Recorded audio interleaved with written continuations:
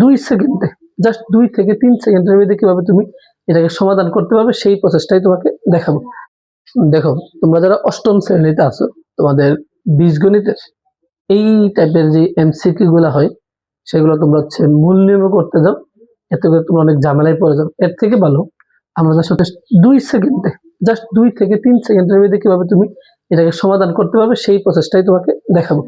দেখো, যদি তুমি দেখো যে উদ্দীপকটা প্লাসের হয়, এটার মান বের করতে বলছে তোমাকে, তখন তুমি জাস্ট হচ্ছে n² - 2 অ্যাপ্লাই করবা, n² - 2 অ্যাপ্লাই করবা।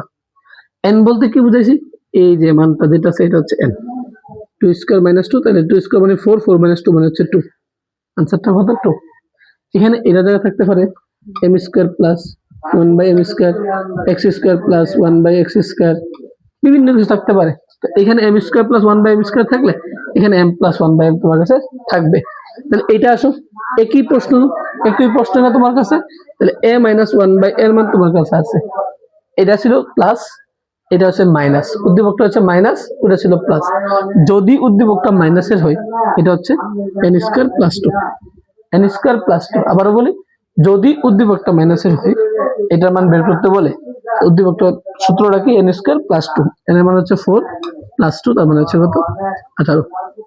আরেকবার বলি, যদি উদ্দীপক মাইনাস হয় সূত্র হচ্ছে n² + 2, যদি উদ্দীপকটা প্লাসের হয় তাহলে n² - 2।